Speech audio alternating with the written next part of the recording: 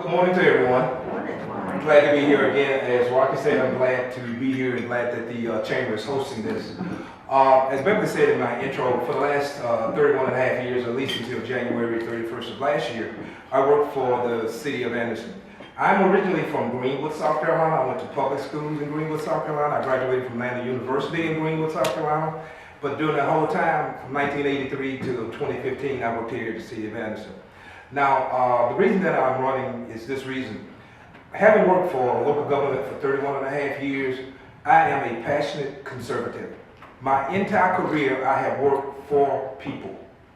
I have worked for people. My job was to have a project handed to me, and my job was to make sure that that job was completed.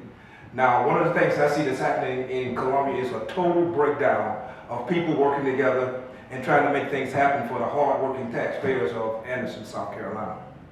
And that's the reason I'm running. The other reason is that I will listen. If you call me, regardless of where you live or where you are, I will try to help you because that's what I have done all my life. There are some other things that are going on as it relates to term limits and talk about cronyism and patronage. But the real reason I'm running is because I have my entire career help people, and that's what I continue to do. Thank you. Again, let me say thank you for having the opportunity to stand before you today.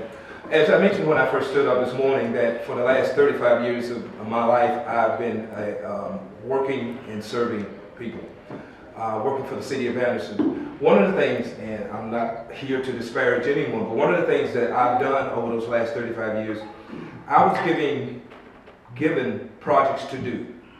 And the expectation was that I was going to get it done. And I did get it done. For example, when you look at downtown Anderson, you look at the revitalization of downtown Anderson, that started with an effort from me bringing people from Washington, D.C. down here to look at Anderson and saying, we think this is a good project, let's do this. When you look at the Kennedy Street School, some of you might have went to that school years ago. You look at Kennedy Street School now being an apartment for people who are over 55 and live there. That was done under my leadership. I brought the people to the table who put that project together. If you look at the corner of Murray and Franklin, there's a 6-acre vacant piece of property there. That's $1 million sitting right there.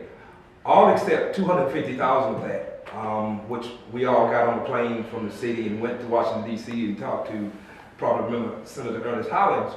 But the rest of that money, I was responsible for getting in order to have that project be in place and in the position that it is in now. Again, my job has been, over the years, to go to Washington, go to different places, meet with different people.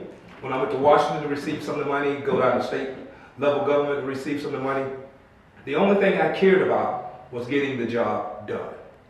That's what I want to do for the people in South Carolina Senate District 4.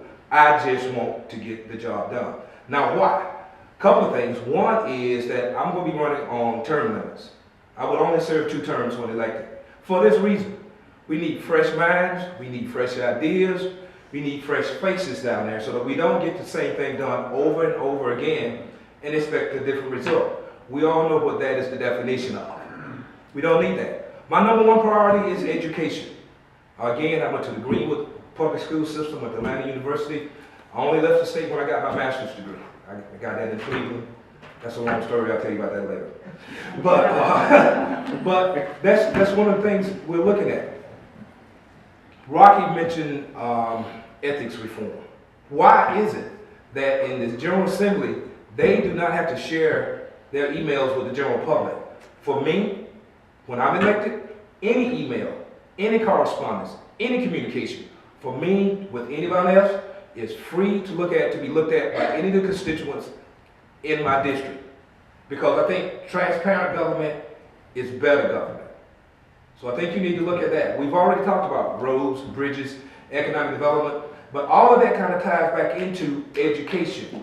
Education is the key, and that will be my priority. Thank you for having me this morning. Vote for me on March 22nd. Thank you.